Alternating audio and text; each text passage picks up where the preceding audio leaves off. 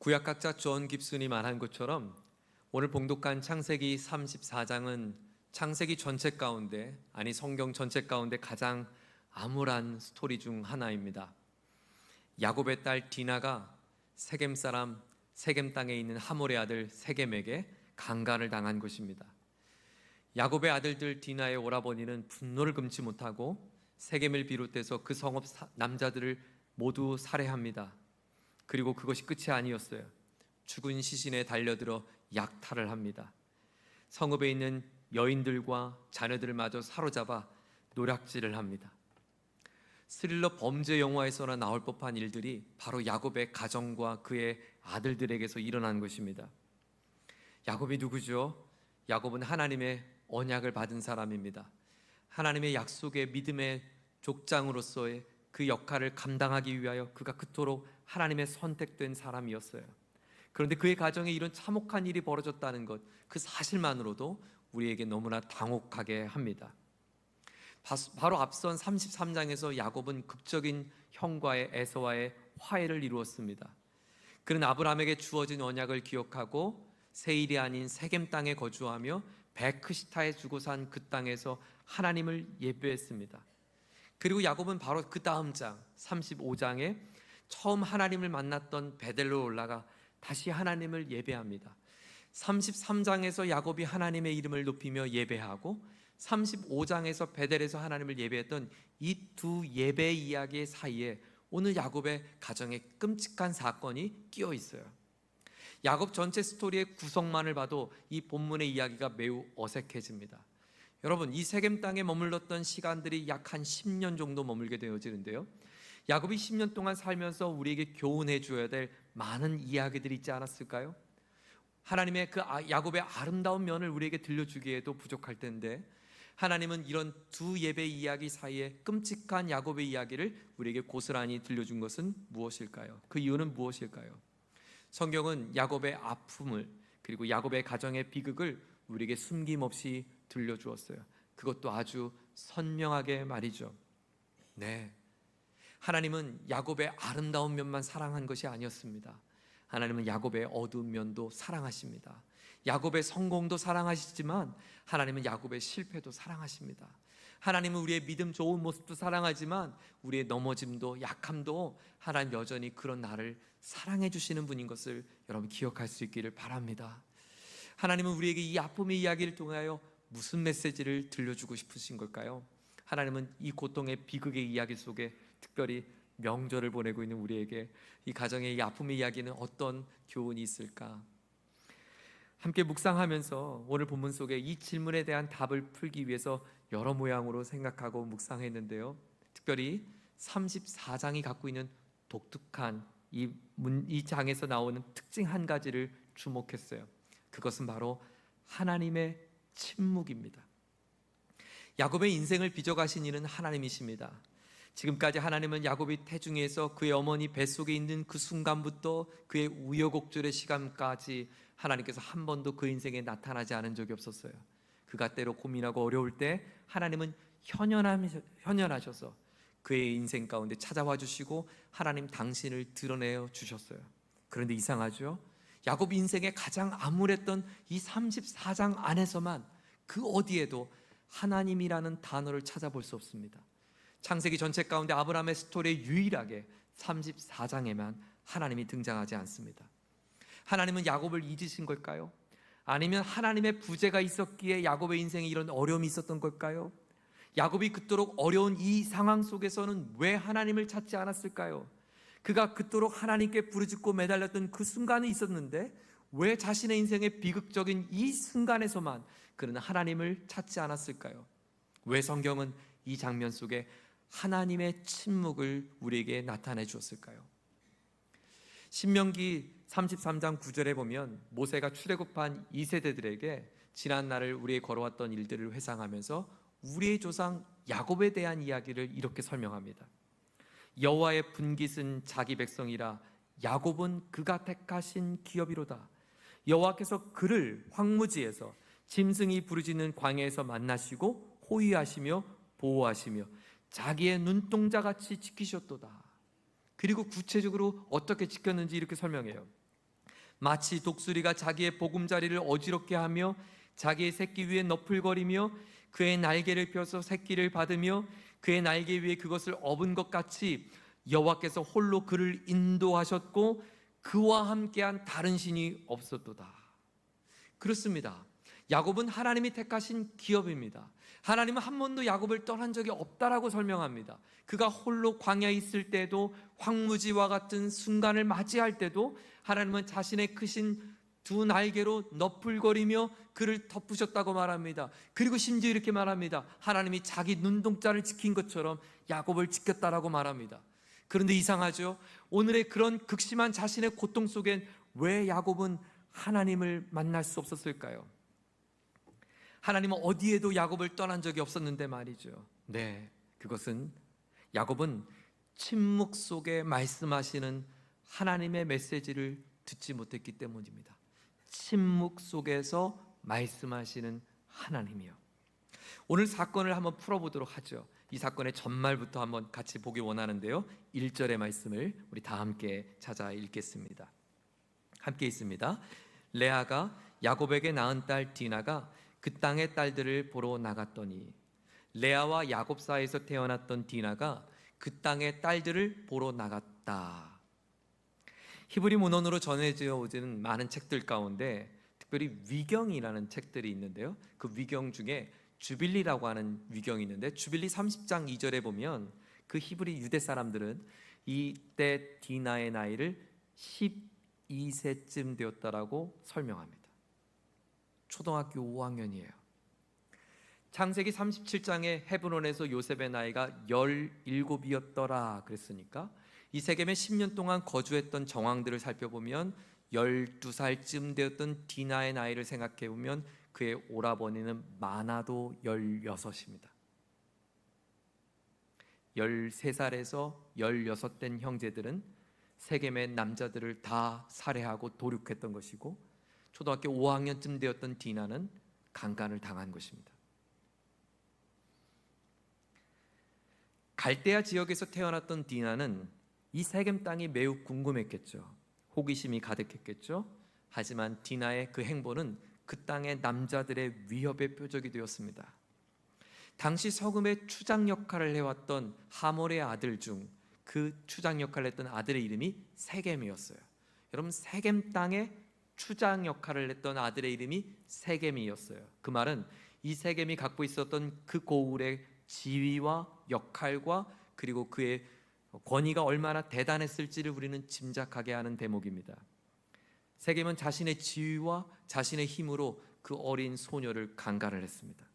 그리고 성경은 그가 얼마나 무참하게 행동했는지 그 행동을 아주 상세하게 묘사합니다. 2절을 보세요. 히위 족속 중 하몰의 아들 그 땅의 추장 세겜이 그를 보고 끌어들여 강간하여 욕되게 하고 4개 동사가 점진적으로 기술됩니다. 강도가 점점 세지고 있어요. 세겜은 그냥 우연히 마음의 욕정에 이끌려 했던 행동이 아니라 그녀를 보고 주목하고 마음에 취하여 욕되게 하고 강간을 저지른 것입니다. 그리고 3절에 그녀에게 이렇게 말을 합니다. 3절을 한번 읽어볼까요? 그 마음이 깊이 야곱의 딸 디나에게 연연하며 그 소녀를 사랑하여 그의 마음을 말로 위로하고, 마치 자신은 내가 너를 너무너무 사랑해서 어쩔 수 없었어라고 말하는 것처럼 느껴져요. 진실된 사랑이었을까요? 그가 그의 아버지 하몰에게 내가 이 소녀와 결혼하고 싶다라고 제안을 합니다. 마치 이 장면도 어디서 본 것 같아요. 바로 삼손이 블레셋 여인을 보고 마음에 취하여 블레셋 여인과 결혼하고 싶어서 그의 아버지에게 내가 이 소녀와 결혼하고 싶다고 했던 말과 오버랩이 됩니다. 이때 세겜은 하몰에게 이 소녀를 달라고 했을 때 간청의 표현이 아니라 명령어를 사용합니다. 난 이 여인을 데리고 살아야겠다는 거예요. 그가 말한 사랑의 고백이 순수하지 않았다는 거죠. 세겜은 자신의 욕망에 이끌려서 그 여인에 대해서 저지른 덮을 수 없는 일을 행했던 것입니다. 그리고 이렇게 말합니다. 내가 책임지면 되지 않냐고, 그리고 내가 갚으면 되지 않냐고. 이건 역시 더 큰 또 하나의 폭력이었습니다. 세겜은 그렇게 10대 소녀에게 지울 수 없는 큰 상처와 아픔을 안겨다 주었죠. 자, 이제 내 딸 디나가 이런 어려움을 당했다고 하는 소식을 야곱이 들어요. 5절을 한번 보죠. 5절을 같이 읽습니다. 시작. 야곱이 그 딸 디나를 그가 더럽혔다 함을 들었으나 자기의 아들들이 들에서 목축함으로 그들이 돌아오기까지 잠잠하였고. 야곱이 이 소식을 들었대요. 그런데 오늘 성경 저자는 이 소식을 누가 전해줬는지 우리에게 기술하지 않습니다. 누가 전해줬을까요? 하몰이 야곱에게 찾아온 것은 6절부터였고요. 그의 아들들이 들에서 나가서 이 사실을 알게 된 것은 7절부터였어요. 그 전에 이 소식을 전해준 사람은 제3자 아니면 어쩌면 당사자였을지도 몰라요. 디나였을지도 몰라요. 그 누군가 그것을 본 증인이 전해줬을 수도 있지만 디나가 그 사실을 자신의 비극의 아픔을 겪고 난 뒤에 아버지에게 이 사실을 말했다고 생각해 보세요. 그런데 이상한 점이 있습니다. 오늘 34장 1절부터 마지막 9절까지 읽어가는 이야기는 대화로 이루어져 있어요. 세겜과 하몰 그의 아버지의 대화입니다. 하몰과 야곱이 대화합니다. 야곱과 아들들이 대화합니다. 그리고 야곱의 아들들과 세겜이 대화합니다. 그리고 세겜과 세겜 사람들 남자들과의 대화합니다. 서로 이런 대화가 기록되어 있는데 오늘 사건을 경험하고 있었던 피해자 디나 아닙니까? 그 주인공 디나의 목소리는 성경 어디에도 언급되지 않습니다. 디나가 비극으로 울고 있다, 울부짖었다, 괴로웠다, 슬펐다 이런 구절도 나와 있지 않습니다. 디나에게 말을 거는 사람도 없고 디나의 말을 들어주는 사람도 없습니다. 그저 제3자들이 오늘 디나를 두고 이 사건을 풀어가고 있어요. 자, 여기서 디나의 침묵을 우리는 유념하고 이 구절을 다시 한번 볼까요? 5절을 보세요. 야곱이 사실을 들었지만 들에 나간 아들들이 오기까지 그는 어떻게 해요? 잠잠하였다. 거기 한번 밑줄 쳐보세요. 야곱의 침묵이 또 등장합니다. 여러분, 딸이 능욕을 당했습니다. 어떤 아비가 딸이 능욕을 당하는데 잠잠할 수 있죠? 물론 내가 그토록 사랑했던 라헬이 낳은 딸이 아니었기 때문일 수도 있지만 레아가 낳은 딸이어서 그랬을까요? 야곱은 왜 여기서 잠잠해야죠? 억장이 무너지고 화가 나고 울고 울분을 토하고 당장 하몰에 찾아가서 뭔가 싸움을 걸어야 하지 않을까요? 야곱은 할 말을 잃었던 걸까요? 아니면 내가 이제 어떻게 해야 될지 몰라 망연자실한 걸까요? 아니면 이 세겜 서금 사람들이 너무 두려웠던 것일까요? 마치 성경은 하나님의 침묵이라고 하는 프레임 속에 디나가 침묵하고 야곱이 침묵했다는 것을 뭔가 강조하는 것처럼 느껴집니다. 마땅히 해야 할 말이 있지만 하지 않는 야곱, 그리고 마땅히 하고 싶은 말이 있지만 들어주지 않는 사람들, 그리고 이곳에 당신을 보여줘야 하지만 당신을 나타내주지 않는 하나님의 침묵. 이 침묵이라고 하는 키워드 속에 오늘 본문의 이야기가 마치 구성된 것처럼 느껴집니다. 마땅히 해야 하지만 하지 않는 야곱의 말, 마땅히 내가 들어줘야 될 나의 이야기를 들어주지 않는 사람들, 그리고 마땅히 듣고 싶지만 들려주지 않는 하나님의 침묵. 저는 이 이야기 속에 야곱이 중요한 것을 잃어버렸구나라는 것을 발견합니다. 야곱이 중요한 것을 잃어버렸습니다. 그가 마땅히 해야 될 말을 잃은 것처럼 그는 중요한 것을 잃어버렸습니다. 디나의 목소리를 듣는 것을 잃어버린 것처럼 중요한 것을 잃어버렸습니다. 하나님을 찾고 하나님의 음성을 들어야 되는 것을 잃어버린 것처럼 야곱은 중요한 것을 잃어버렸습니다. 무엇을 잃어버렸을까요? 첫째로 야곱은 하나님을 향한 첫 마음을 잃어버렸습니다. 자, 오늘 이 사건에 다시 처음부터 돌아가죠. 1절입니다. 사건의 발단은 디나가 그 땅의 여인들을 보러 나간 장면에서 시작했어요. 디나가 여기서 여기저기 돌아다니며 봤다라는 것은 호기심으로 그냥 살펴봤다, 산책했다는 의미가 아니라 주목하고 관찰하고 해석했다라고 하는 보다라는 단어였어요. 여러분, 이것은 그냥 이 사건을 열어주는 이야기의 시작이 아니라 전개가 아니라 오늘 이 사건을 열어주는 아주 중요한 키워드입니다. 그것은 오늘 당시 야곱과 그의 딸 디나와 그의 아들들 그리고 온 가족이 갖고 있을 영적 상태를 우리에게 짚어주는 단면이에요. 자, 야곱은 지금 세겜 땅에 어떻게 오게 되었죠? 형 에서와의 화해를 이루어서 형이 사는 세일이 아닌 세겜을 선택합니다. 이유는 하나님께서 창세기 12장에 아브라함에게 너와 너의 후손에게 이 땅을 주겠다고 하신 하나님의 약속이 오늘 형의 장자권을 받은 내가 그 약속을 이어받는 유업인이 되고 싶었어요. 그래서 그는 100크시타를 주고 이 땅을 삽니다. 그리고 이 땅에서 내가 그 유업을 이은 하나님의 사람이 되고 싶었어요. 하지만 야곱은 중요한 사실 한 가지를 간과했습니다. 그것은 하나님께서 아브라함에게 하신 그 언약은, 약속은 백크시타를 주고 살 수 있는 것이 아니라고 하는 사실이에요. 내가 이 땅 문서를 소유하면 하나님의 유업을 잇는 것이 아니라고 하는 중요한 사실 말입니다. 더 큰 사실은, 더 중요한 것은 하나님의 유업은 땅 백크시타를 주고 사서 소유하는 데 있지 않고 믿음으로 이 땅 위에 살며 믿음의 반석 위에 나의 삶을 살아가는 영적 터전이 되어야 한다는 것을 그는 놓쳤습니다. 믿음으로 싸워서 승리하고 정복하고 다스려야 될 나의 삶의 자리를 간과했던 것이에요. 그것이 야곱의 실수였고 야곱의 놓친 부분이었다는 것이에요. 우린 그것을 어떻게 할 수 있냐면, 오늘 창세기 34장 이 시작이 디나가 그 땅을 보러 갔다라고 하는 이야기를 기술되는데요, 35장을 보세요. 35장 1절과 2절은 동일하게 비슷한 이야기를 우리에게 들려줍니다. 자, 35장이에요. 함께 있습니다. 하나님이 야곱에게 이르시되 일어나 베델로 올라가서 거기 거주하며 내가 내 형 에서의 낯을 피하여 도망하던 때에 내게 나타났던 하나님께 거기서 제단을 쌓아라 하신지라. 야곱이 이에 자기 집안 사람과 자기와 함께한 모든 자에게 이르되 너희 중에 있는 이방 신들을 버리고 자신을 정결하게 하고 너희들의 의복을 바꾸어 입으라.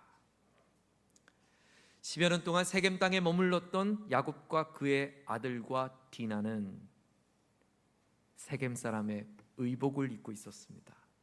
세겜 사람들의 삶의 문화를 갖고 있었습니다. 세겜 사람들이 부여잡고 있었던 이방 신들을 안고 살았습니다. 네, 딸 디나가 그 땅의 여인들을 보러 간 것은 호기심이 아니었습니다. 그 땅의 문화를 흠모하고 그 땅을 사랑했던, 그 땅의 사람이 되고 싶었던, 그 땅과 어울리는 여인이 되고 싶었던, 바로 그 가족의 영적 상태를 고발하고 있는 것이에요. 강간을 당했던 아픔을 겪었던 디나의 그 소식을 들었던 야곱, 그 야곱의 그 잠잠했던 그 순간, 사실 야곱은 거기서 잠잠하면 안 되죠. 그러나 야곱은 잠잠할 수밖에 없었던 것은 디나가 그 어려움을 당했다고 하는 소식을 들었을 때 야곱은 하나님의 메시지를 듣지 못했던 거예요. 디나가 하고 싶은 말이 있지만 할 수 없는 디나의 침묵 속에 하나님의 메시지가 있었던 거예요. 이 어려움을 당한 나의 가정의 처지 가운데 하나님이 아무런 말씀을 없었을 때 야곱은 하나님이 침묵 가운데 내게 선명한 메시지를 들려주고 있는 그 소리를 듣지 못했다는 거예요. 디나의 울부짖음 속에 하나님의 마음이 있었고 자신의 답답함, 두려운 마음 속에 주신 하나님의 도전이 있었는데 야곱은 듣지 못했어요. 왜요? 하나님을 향한 첫 마음을 잃어버렸기 때문입니다. 하나님은 사건과 상황 속에 끊임없이 우리에게 말씀하고 계십니다. 그리고 하나님은 침묵 속에서도 우리에게 말씀을 들려주세요. 예수님을 부인했던 베드로가 고요한 밤 닭 울음소리를 듣고 마음의 찔림으로 그가 다가왔던 것처럼 하나님은 그렇게 우리에게 끊임없이 말씀하고 계십니다. 야곱은 오늘 하나님 앞에 애통했어야 했습니다. 잠잠하지 말았어야 했습니다.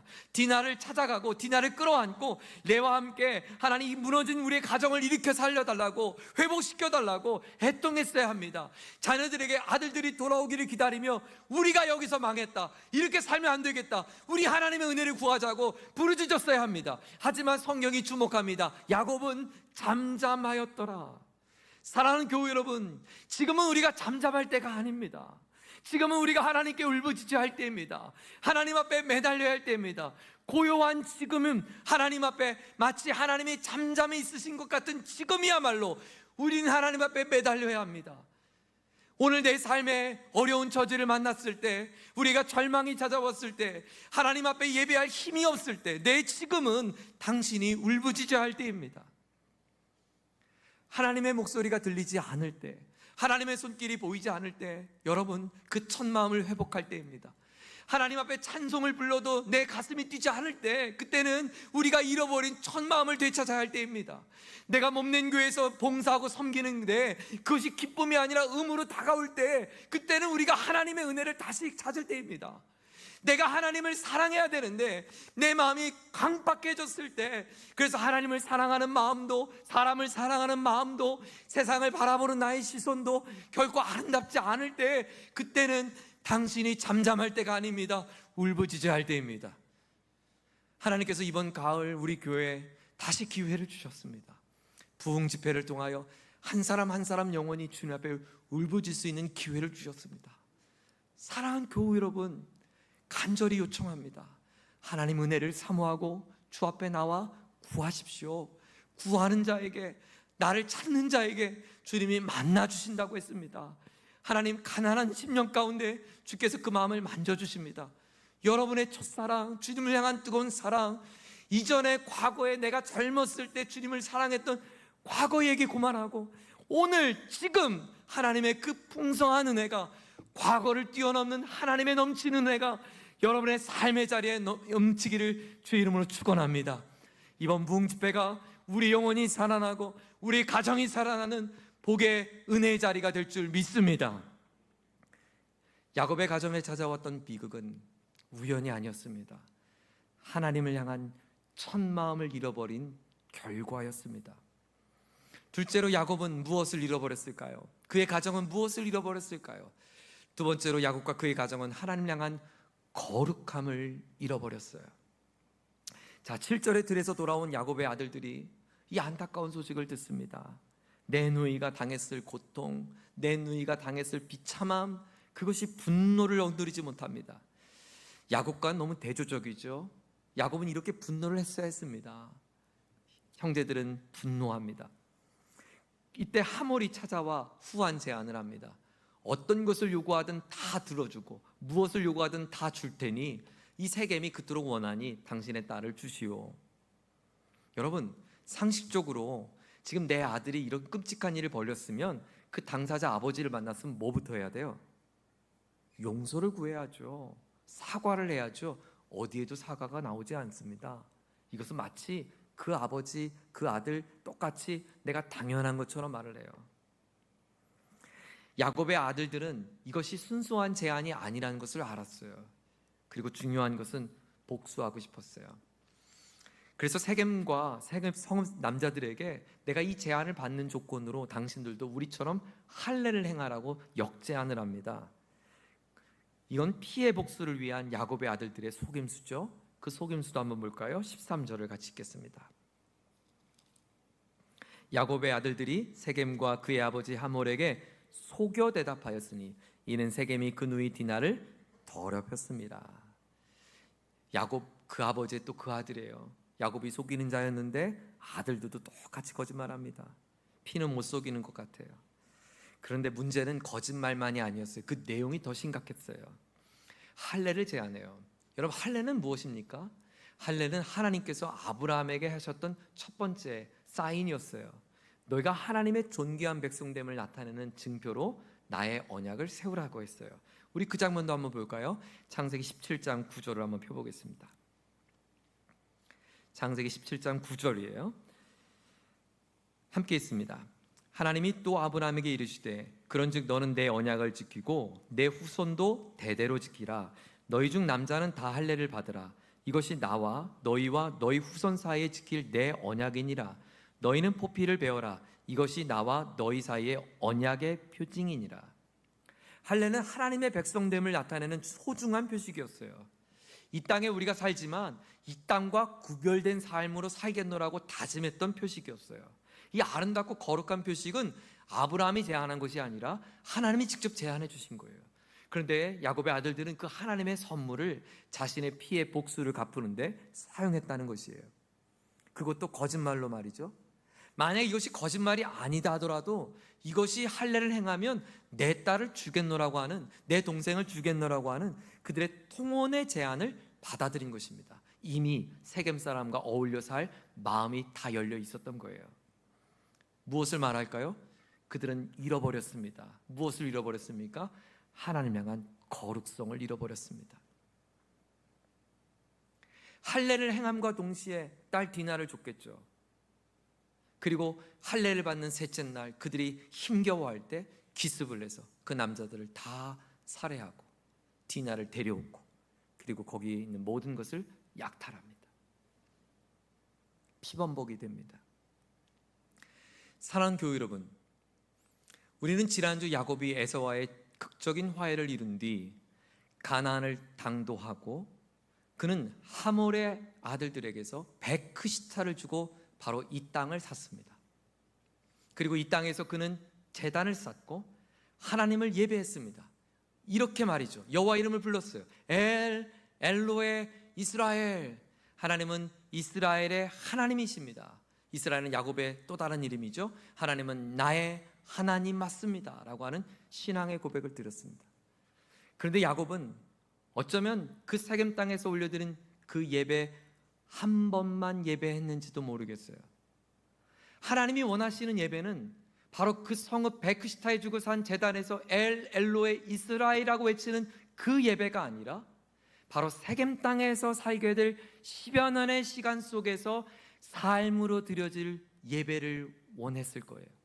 하지만 야곱은 한 번의 목소리 높이는 예배는 잘 들었는지 모르지만 그와 그의 아들들과 자녀들은 삶에서 예배를 잃어버렸습니다. 오늘 우리는 하나님을 예배하고 있습니다. 그리고 저와 여러분은 가장 예쁜 옷을 입고 하나님 앞에 이렇게 노래를 부르고 있습니다. 엘로에 반세호. 하나님은 저의 하나님입니다. 여러분의 이름을 넣어서 각자 여러분의 하나님이라고 고백했습니다.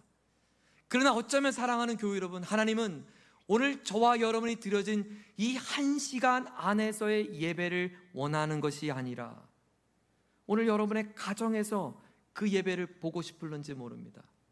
여러분의 그 일터에서 말입니다. 여러분과 자녀와 대화하는 그 대화의 자리에서 그 예배자를 보고 싶을지 모릅니다. 육체의 할례를 입은 것이 아닌 마음의 할례를 입어 내가 이 땅에서 살지만, 내가 이 땅에 딛고 있지만 난 하나님의 존귀한 자녀요 아들이라고 하는 구별된 정체성과 삶의 기준과 마음가짐으로 살 하나님의 사람을 찾고 있는지도 모르겠어요. 이번 한 주간 시작되는 추석 명절은 우리 사랑하는 가족들에게 내가 하나님을 향한 사랑의 그 첫사랑과 내가 하나님 앞에 살아가는 구별된 하나님의 성도됨을 보여줄 수 있는 절호의 기회입니다. 여러분의 일터는 하나님께서 내게 보내주신 하나님의 사람으로서의 사명과 그리고 이 땅에서 하나님의 정체성을 갖고 거룩함으로 지킬 수 있는 나의 삶을 보여줄 수 있는 절호의 찬스입니다. 우리의 자녀의 양육의 그 자리는 바로 하나님 앞에 마음의 할례를 입은 성도됨을 나타낼 수 있는 절호의 기회입니다. 우리 자녀들은 여러분의 목소리를 기다리고 있습니다. 여러분의 모습을 주목하고 있습니다. 우리 가족들은 예수쟁이 우리를 주목하고 있습니다.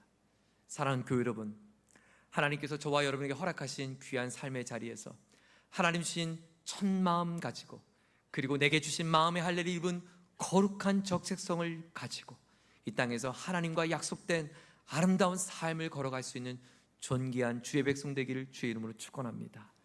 여러분에게 잠잠할 때가 아닙니다. 여러분 지금은 울부짖어야 할 때입니다. 매달려야 할 때입니다. 하나님 앞에 은혜를 사모하고 구해야 할 때입니다. 나의 비참한 상황 가운데 하나님께서 건져주시기를 우리는 간구해야 합니다. 이번 부흥회를 통하여 우리 사랑하는 자녀들이 살아나도록, 우리 가정이 살아나도록, 나 인생에 잃어버렸던 첫 마음, 첫사랑 회복하고 하나님을 향한 거룩한 나의 발걸음이 다시 회복될 수 있는 그런 놀라운 영적 부흥의 자리가 될 수 있기를 간절히 사모하는 저와 여러분 되기를 주의 이름으로 축원합니다. 우리 모두 함께 자리에 일어나시겠습니다.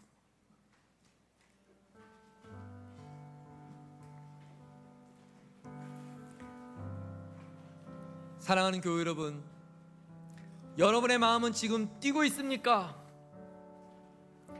여러분은 지금 그 뛰는 가슴이 있으십니까?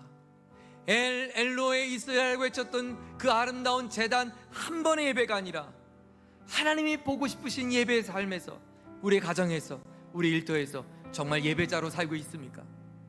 혹시 이 시간에 곱게 아름다운 옷을 입고 있는 저와 여러분이 이 한 번의 예배로 끝나고 있었다면 오늘 회개하십시다. 하나님 앞에 다시금 우리의 첫 마음을 회복시켜 달라고 구하십시다. 그리고 우리 안에 육체의 할례가 아닌 마음의 할례를 입은 성령의 사람이 되어 하나님 구별된 걸음을 걸어갈 수 있도록 인도해 달라고 간구하십시다. 하나님, 내 인생의 길 위에서 하나님이 오늘 나의 삶을 덮어주셔서 나를 정금처럼 빚어가시고 새롭게 하여 주시옵소서. 우리 하나님 앞에 찬양하며 결단함의 고백 주 앞에 올려드리겠습니다. 주가 보이신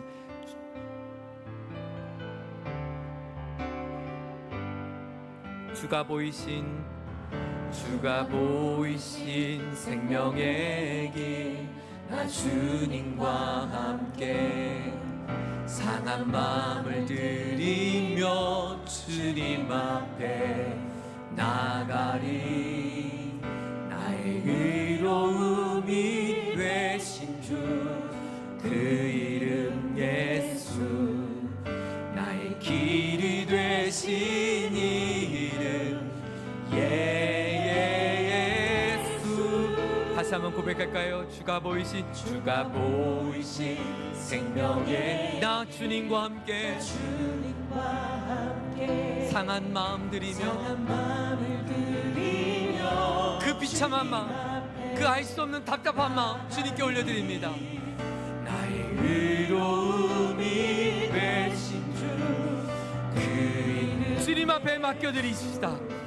나의 하나님, 우리가 갈 바를 알지 못할 때, 두려워 떨 때 내가 찾는 것 주의 이름입니다.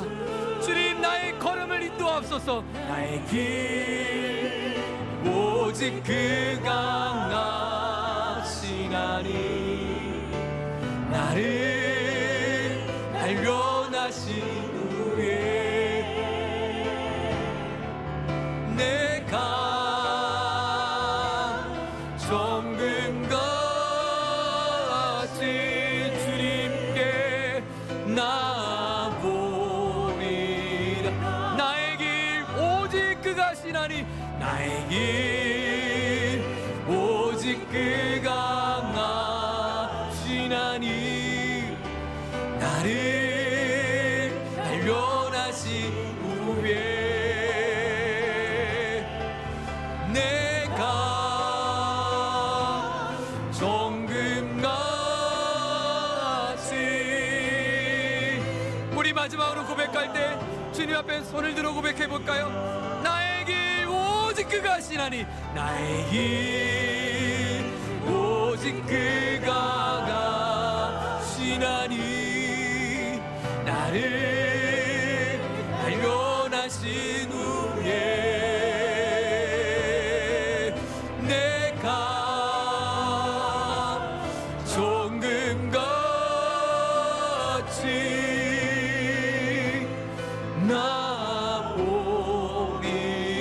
나보리라. 이 시간 기도할 때 하나님 아버지, 야곱이 세겜 땅에 걸어왔던 것은 약속을 의지했기 때문입니다. 그러나 10여 년 동안 이 세겜 땅에 머물며 하나님께서 보내주셨던 그 소망의 마음, 그 사랑의 열정을 잃어버린 채 세겜 사람들과 같은 의복을 입고 그들의 삶에 동요되어 살았던 야곱의 안타까운 저지를 보게 됩니다. 하나님, 딸 디나의 비극은 우연이 아니었습니다. 그들의 삶의 결과였습니다.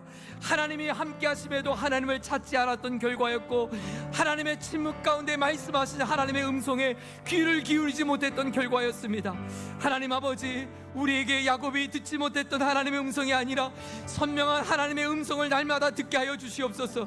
하나님, 침묵 가운데 말씀하신 주의 소리를 듣게 하여 주시옵소서. 내 가슴을 요동치며 다시 한번 뜨겁게 하시는 하나님의 사랑으로 충만하게 하여 주시옵소서. 거룩한 백성이여 존귀한 자라고 말씀하신 신앙의 정체성을 잃지 않게 하여 주시옵소서. 갈 바를 알지 못하는 두려움 가운데 의지할 것이 주님밖에 없습니다. 하나님, 야곱이 다시 한번 주 앞에 매달리며 애통했던 그 야복강의 나루토의 마음처럼 우리를 돌아가게 하여 주셔서 이번 부흥회를 통하여 주님을 사모하게 하여 주시고, 하나님의 은혜를 갈망할 때 하늘의 은혜를 베풀어 주시옵소서. 하나님, 하늘의 문을 열어 주시옵소서. 신령한 은혜를 베풀어 주시옵소서. 우리 주여 세 번 부르짖고 함께 합심하여 기도하겠습니다.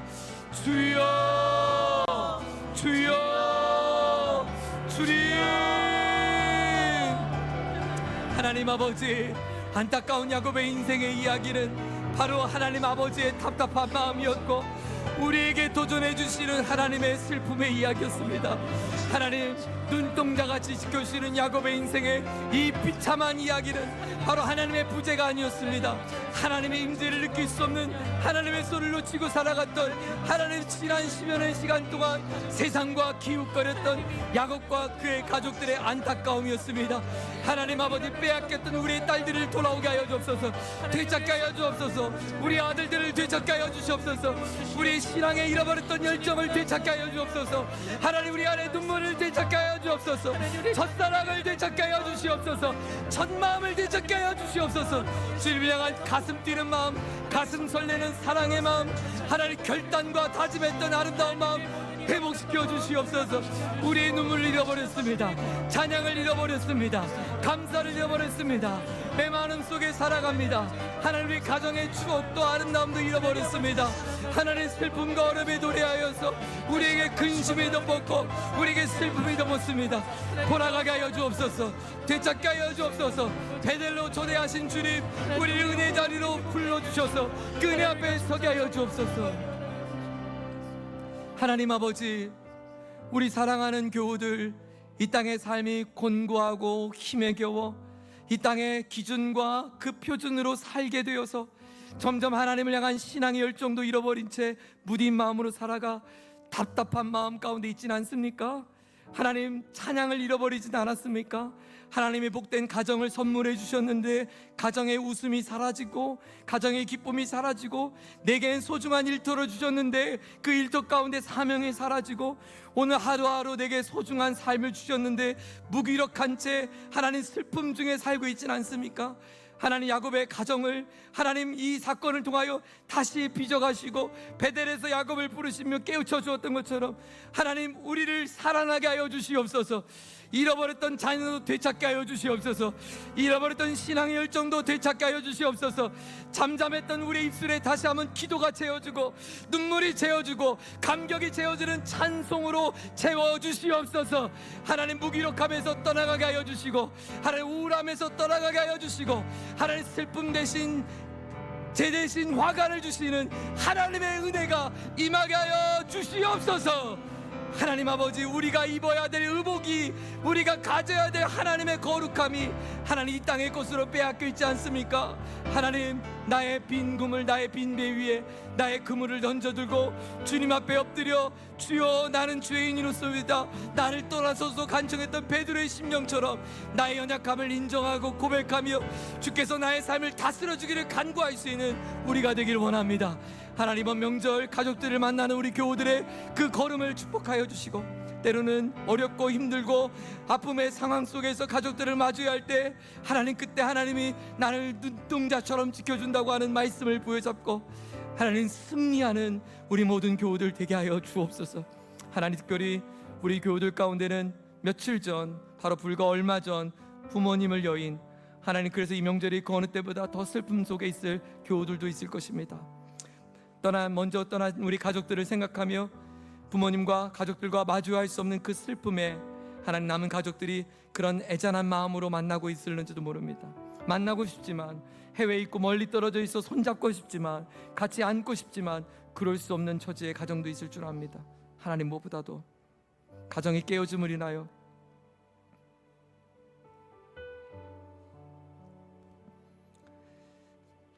사랑하는 가족에게 사랑한다고 말할 수 없는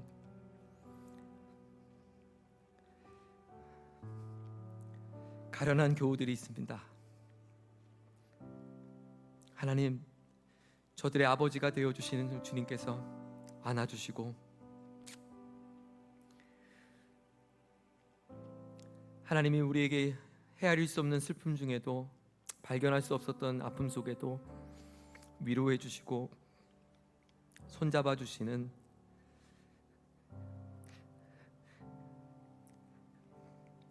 하나님의 은혜를 누리실 수 있도록 도와주시옵소서. 주 예수 그리스도의 크신 은혜와 하나님 아버지의 다함 없는 사랑과 성령 하나님의 함께해 주신 은혜가 내게 주신 소중한 첫 마음, 그리고 하나님 허락하신 언약의 거룩함 부여잡고 가정을 향하여, 삶의 자리를 향하여 걸어나가는 당신의 소중한 권속들 위해 이제부터 영원까지 함께 하시기를 존귀하신 우리 주 예수님의 이름으로 간절히 축원하옵나이다. 아멘.